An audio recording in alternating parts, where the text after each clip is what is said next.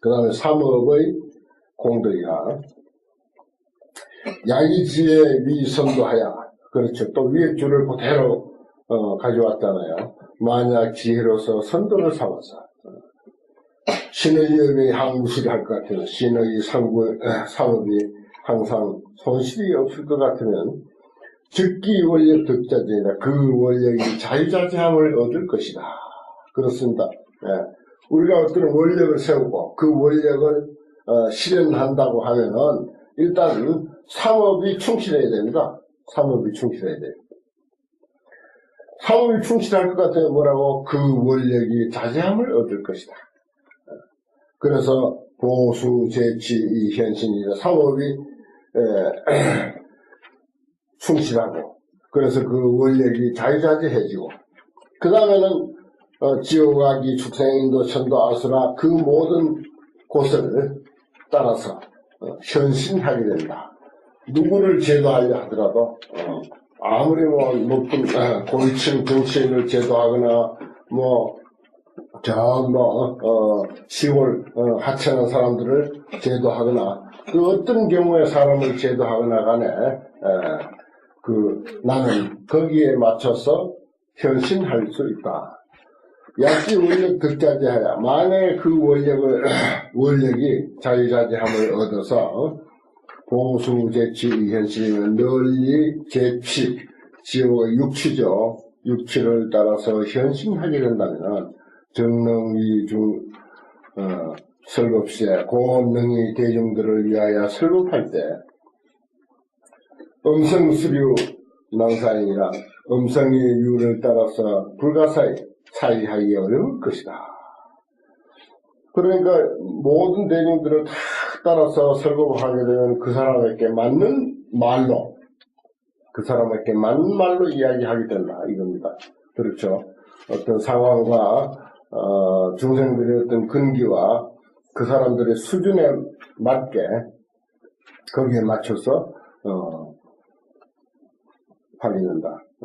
양릉위중 설법시에 만양릉이 대중들을 위하여 설법할 때 음성이 수류 난사이면 음성의 유를 따라서 사이하기 어렵게 될 것 같으면 저 일체 중생의 곧 일체 중생들의 마음엔 일념실지 무유행이다. 일념에 다 알아.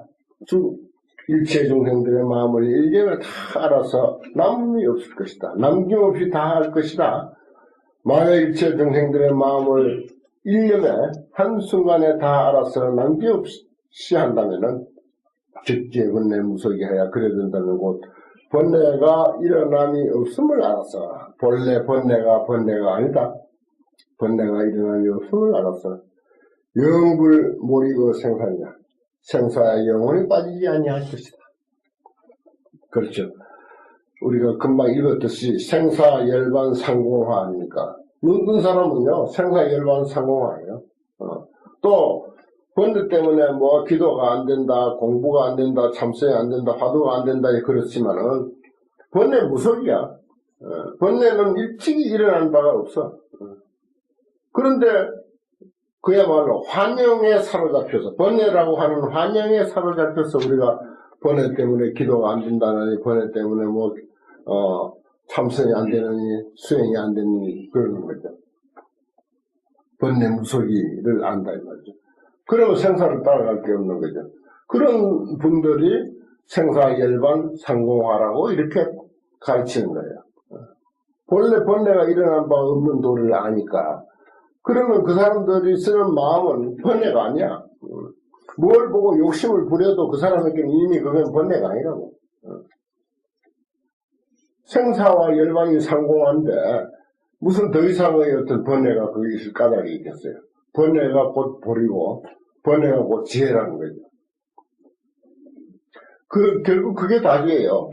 우리가 언제 그 많이 무역무역 일어나는 그런 생각들을 번뇌라고 생각하고 망상이라고 생각해서 그것을 제어하고 없애고 일어나는 대로 쓸어버리고 일어나는 대로 쓸어버리고 언제까지 쓴단 말입니까? 끝이 없어요. 그 답이 없습니다.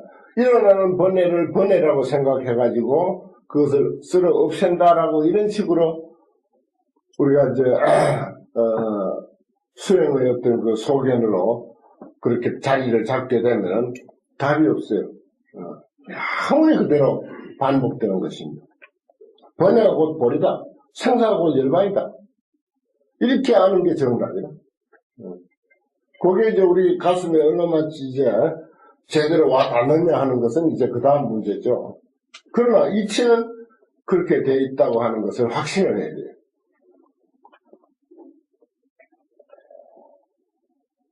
좋은 말이죠. 즉지 번뇌 무속이 하여 영불몰이의 생사이다. 영원히 생사에 몰입하지 아니할 것이다.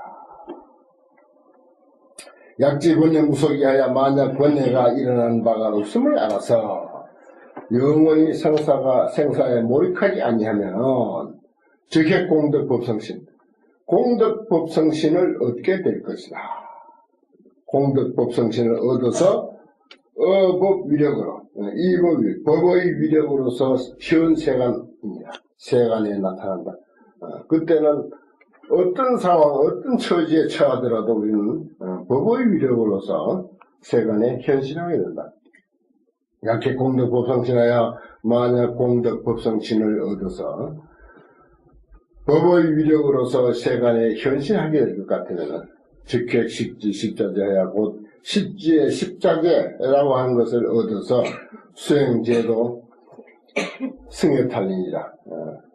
제도의 수승한 해탈을, 제도라고 하는 것은 말하자면 육도, 화엄경에서는 십도, 십바라밀 그러죠. 십바라밀의 수승한 해탈을 수행하게 될 것이다. 여기도 그 형식도 그 법계 연기의 원리에 맞게 이렇게 썼습니다. 꼭 이렇게 써야 할 이유는 없는데, 그러나 이제 법계 연기의 원리에 맞춰서 쓰다 보니까 화엄경의 주된 말하자면 사상이 그 법계 연기를 빼놓고는 이해가 또 안 되지 않습니까? 그 법계 연기의 원리에 맞춰서 이렇게 쓰는 거예요. 내가 언젠가 말했죠. 여기 이제 뭐 십지도 나오고 십자제도 나오고 이제 그러는데 이런 것도 꼭 10가지로 써야 되느냐? 아니에요. 9가지도 될 수가 있고 8가지도 될 수가 있고 11가지, 12가지도 될 수가 있는데 그래도 무조건 10이라고 만수를 쓰는 거예요. 그게 이제 원만의 이치인 거야.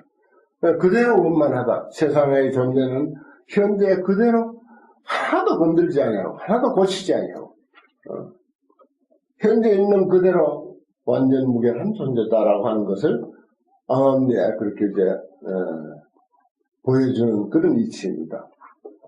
여기서 십자제는 깨달음을 이제 얻으려고 수행하는 사람이 갖추고 있는 10가지 초자연력, 아주 초능력 같은 그런 아주 힘을 말하는 것인데 명자재, 수명이 자유자재하다 이거예요. 우리는 수명이 자유자재하지 못하죠. 그 다음에 마음이 자재하다. 우리 마음 참 마음대로 안 되잖아요. 마음이야말로 정말 마음대로 안 되는 거라. 그래서 그 전에 내가 어디선가 나왔죠. 동행불교 상습심이라. 불교를 봉행한다고 하는 것은 뭐냐? 항상 섭심한 거다. 마음 단속한 거다. 내가 그 구절 보고 참 마음에 새긴 바가 아주 컸습니다. 한마디로 마음 단속한 줄 아는 게 불교다. 마음 제대로 안 되잖아요. 그런데 여기 이제 십자제라고 하는 데는 마음 자제, 마음이 자유자재한다. 내가 마음 그 어떤 현상, 경계에 안 끄달린다라고 딱 한번 작정해버리면 다시는 안 끄달리는 거예요. 무심해버려 그냥. 무심해버리는 거예요. 근데 우리는 무심하려고 배웠어. 하도 많이 배우고 들어서 알지. 아이고 내가 마음 안 끄달려야 되는데 안 끄달려야 되는데 속으로 별별 궁리를 당하고 관세음보살도 막 불러봤다가 엄마니 밤명도 불러봤다가 시장보살도 불러봤다가 심여장도 대단하게 해봤다가 있는 처방 다 써보는 거예요. 10가지 처방, 100가지 처방 다 써보지만은 결국 그놈의 마음, 그 어떤 현상에 끄달려가지고 그거하고 치닥거리 하다가 그냥 상처받고 마음에 병들고 그런 일들이 부지기수 아닙니까? 그렇습니다. 그래서 참 환경 같은 데서 불교를 받든다는 건 뭐냐? 마음 간섭하는 일이다. 마음 관리 잘한다라고 하는 그런 말. 그 보살은요, 그런 거 저런 거 소용없습니다, 보살은. 보살은 항상 앞에서 우리 정행통에서 봤잖아요. 어떤 일을 하든, 세수를 하든, 옷을 입든, 뭐 화장실을 가든, 뭐 옷을, 목욕을 하든, 손을 양치질을 하든, 뭘 하든, 어느 순간, 어느 때는 항상 중생을 위한 마음으로 가득 차있기 때문에 마음 단속하고 자시고 할 필요가 없는 거예요. 그 완전한 보살은 그런 상황인데, 그렇지 못한 사람들에게는 이제, 마음 관리가 또 중요한 거죠. 그래서 선방에도 주변 같은 데 이렇게 보면, 단자의심, 만물, 만물에, 걸리지 아니할 같으면, 만물이 나를 아무리 애워싸고 있음들, 하왕 만물 상력이요. 어찌 만물이 나를 애워싸고 있는 것이 무엇이 방해되겠는가? 바로 그거예요.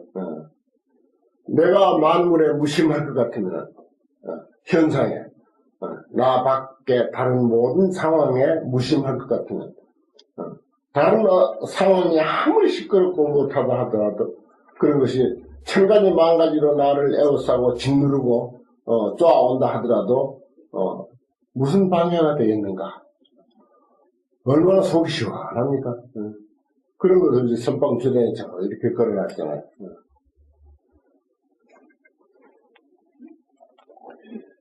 심자제, 또 재자제, 재물에 대해서도 자제하다 그랬어요. 업자제, 우리도 업은 자제하지 못하잖아요. 업명난사이라 해서 참 지어놓은 업, 정말 어찌하지 못하는데, 깨달음을 얻는 수행자에게는 업이 자제하다 합니다. 그 다음에 생자제, 태어나는 것도 자제하다. 우리는 업 따라서 태어나잖아요. 아니야, 보살은 태어나는 게 자제해. 그 다음에 승해자제라, 수승한 이해가 자유자제하다. 그 다음에 법에 대해서 자유자제하다. 그 다음에 원력이 자제하다 그랬어요. 원력이 자유자제하다. 그 다음에 신통이 자제하다. 그 다음에 지혜가 자유자제하다. 이렇게 해서 십지 따라서 10가지 자제를 얻는다. 그 다음에 약도 십자제하야 만약 십지에서 십자제를 얻어서 수행제도 승해탈하면 제도를 수행하여 수성한 해탈을 얻을 것 같으면 직획 관정 대신통하여 곧 관정의 대신통을 얻는다. 관정은 이제 이마에 물을 부어준다. 정확한 이제 해석은 그렇죠. 이제 태자를 세울 때 왕이 이제 자기가 이제 다음 이제 왕위를 계승할 태자를 세우는 의식을 집행할 때 사해에 물을 떠다가 그것을 합해가지고 태자의 이마에다 부어주는 거, 인도에서 있었던 일이죠. 지금도 뭐 그런 유사한 그 의식이 많이 있지 않습니까? 다른 종교에도 그런 게 있고요. 그런 관습에 의해서 관정이라고 하는 말은, 말하자면 십지, 바로 부처가 되기 직전, 부처의 장자의 지위를 말하자면 관정이라 그렇게 말합니다. 그쯤 되면 태자니까, 혹은 이제 왕을 대신해서 왕노릇도 하는 거죠. 왕이 돌아가시면 뭐 바로 왕이고, 설사 왕이 살아있다 하더라도 왕을 대신해서 왕으로 살 수 있는 그런 지위가 관정입니다. 그와 같이 바로 부처 직전의 지위를 말하는 거죠. 그 물이라고 하는 것은 여기서는 지혜수입니다. 거기도 지혜수가 따라요. 지혜에 물러서 머리에 부어준다 이 말이에요. 관정이라는 말이. 그러면 이제 그 지위는 대신통을 얻는 지위다 이 말입니다. 주어 최성 제3면이라 최성 가장 수성한 모든 삼매에 머물게 된다. 약효 관정 대신통, 관정위의 대신통을 만약 얻게 되면, 얻어서 최성의 제3매에 머물게 되면, 저 시방제불소, 그 시방제불을 소해서 응수관정이 승이라. 응당이 관정을 받아서 관정지위를 받아서 지위에 올라간다. 부처의 지위에 올라간다 이 말인데 여기서 승이라고 하는 말. 양어 시방 제불소에 만약 시방 제불소에 응수관정 이 승이면 응당이 관정을 받아서 지위에 올라가면 정릉시방 일체불이 곧 시방의 일체 부처님이 손으로서 감로로 손수 감로로서 그 이마에 뿌려줌을 입게 될 것이다. 그 말입니다. 감로수라고 하는 것은 이제 불사를 이제 불교에서는 감로라고 그러죠. 죽지 아니한 그 감로수라고 하는 말도 감로수를 마시면은 병도 사라지고 죽지도 않는다. 죽을 사람도 죽지도 않는다 하는 그런 이제 이야기도 있지 않습니까? 그와 같이 말하자면 여기서는 이제 생사를 초월하는 그런 입장까지도 포함하고 있습니다.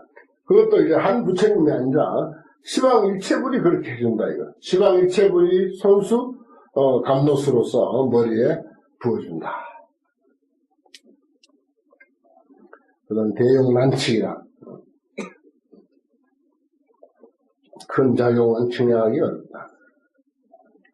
양시방일체불이 만약 시방일체불이 수의 감로 관기증이면 손수 감로로서 그 이마에 부어줌을 입을 것 같으면 계속 이렇게 연기적 그 형식을 택해서 글을 썼습니다.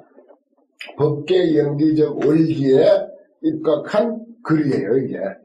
꼭 이렇게 써야 뭐 설명이 되는 것만은 아니죠. 그러나 이것은 이제 법계 연기적 원리에 입각한 화엄경의 서술법이다. 그런 것도 우리가 여기 뭐 경영 그런 설명은 없죠. 그러나 이제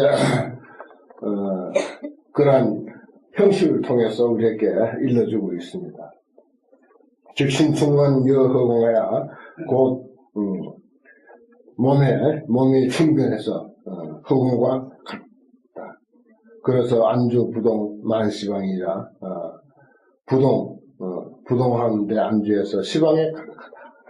안주에서 움직이지 않게 허공과 같아졌으니까 몸이 두루두루 해. 우리 자신이 어느 한 곳에만 치우쳐 있는 것이 아니라 시방 허공에 가득 찼어. 그럼 달리고 움직이고 자시고 할 게 없죠.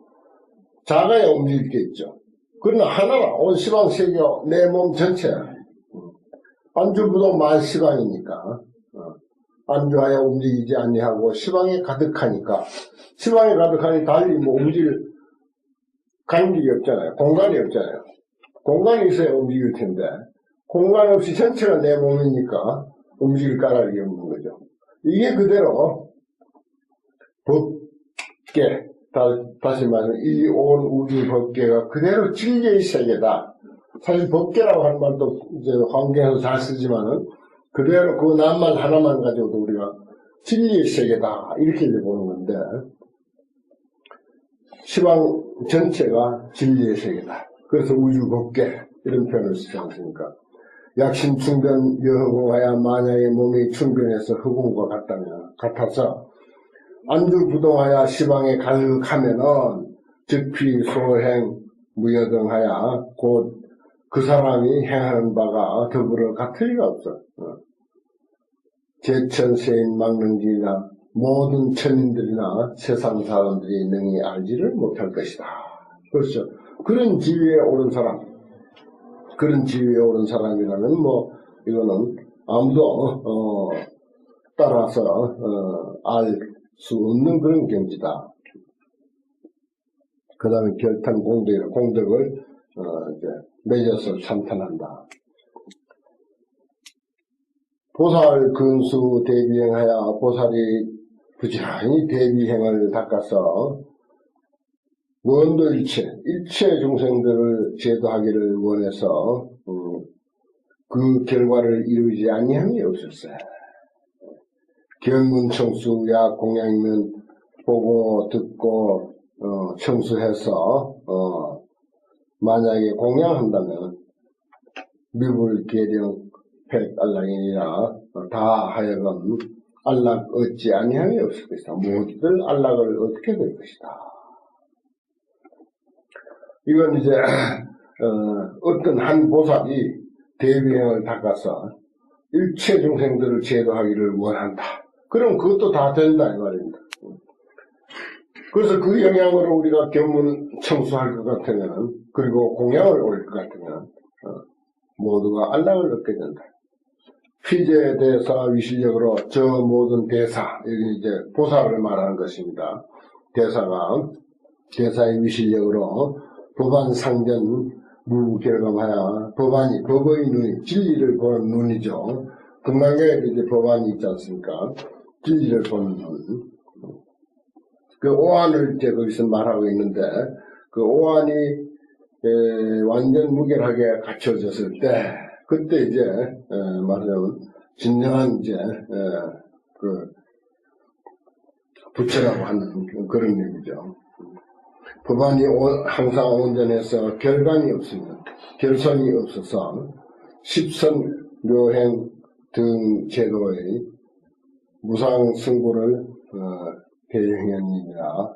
십선 묘행, 우리가 이제 시박을 뒤치면은 십선이 되지 않습니까? 십선이 묘행이에요. 사실은 우리들의 수준으로 이끌어서 이야기하면은 시박을 반대로 했을 때 십선인데, 그 십선의 아름다운 행, 그것이 등제도나 제도와 같다. 여기는 이제 육바람이라든지 사서법이라든지 사무량심이라든지 37조도품이라든지 이걸 제도라 하는 것입니다. 제도와 같이 제도의 무상승복, 가장 높은 수선한 법에 이것을 다 하여금 나타내게 된다. 우리가 계행을 이야기할 때도 근본 5개를 중요시 여기죠. 근본 5개. 그래서 이제 5개는 뭐 출가한 사람이나 제가한 신도나 공인이 5개를 준수해야 된다. 그렇게 이제 우리가 5개를 아주 중요하게 생각하고 5개만 사실 제대로 일러주고 또 5개만 제대로 실천하면 사실 끝이에요. 거기에서 십선이 바로 나오게 되고, 여기서 보면 십선 묘행으로서 육바람이라든지 사서법이라든지 사무량심이라든지 이것이 저절로 다 하여금 나타나게 된다. 그랬어요. 이게 무상승고야. 가장 높은 수상한 보물이거든. 이보다 더 좋은 보물은 없는 거예요. 그 축소에서 말하는 십선보다 더 중요한 보물은 없다. 십선이 무상승보다 이렇게 말해도 좋아요. 그거 더 축소하면 5개가 무상승보다 가장 수상한 묘한 보물이다. 이렇게 표현해도 좋습니다. 사실은. 삼귀 5개 그렇게 하죠. 꼭 이제 계를 설하기 전에 여러 스님들도 뭐 각 사찰에서 인연 따라서 소규모로라도 수계식을 하실 텐데, 먼저 삼귀를 일단 평소에 뭐 신심이 있다 손치더라도 형식상으로 삼귀를 설합니다. 새롭게 이제 삼귀를 딱 설하고, 그 삼귀계라고 해요. 거기서 또 삼귀를 말하면 주고받고 설명해 주는 것을 삼귀계를 받는다 그래요. 그리고 나서 이제 이미 불자가 됐으니까 5개를 이제 설해 주는 거죠. 그러면 사실 그걸로 완벽한 겁니다. 걔는 거기서 이제 뭐 팔관제계도 있고 10개도 있고, 또 이제 보살 48개, 십중대계 48경국계 뭐 이런 것도 이제 부수적으로 따르죠. 비유하자면 그러한 사실을 비유하자면 비어대 금광치가 비유하자면 큰 바다에 다이아몬드의 무더기가 있다. 그 위력으로서 생중보하되 그 다이아몬드의 위력으로서 말하자면 온갖 그 보물을 거기서 나오게 하되 무감 무정 영무진여 연달하야 감함도 없고 정함도 없고 또한 다함도 없어. 부정불감이야 그야말로. 보살의 공덕치도 여견이다. 보살의 공덕의 무더기도 또한 그러하여. 보살의 공덕의 무더기가 결국은 십선묘행에서 온다는 것입니다. 십선묘행으로 통해서 오듯이 십선묘행이 다이아몬드 무더기, 바닷속에 있는 다이아몬드 무더기와 같대. 그 다이아몬드 무더기, 그거는 다야. 무슨 보물이든지 그걸 더 지나갈 수가 없고, 거기에 다 있어. 그래서 그것은 무감무정무 영무진이라. 보살의 공덕에 묻어있고 또한 그러하니라. 비유가 참 아름답게 잘 표현되어 있습니다.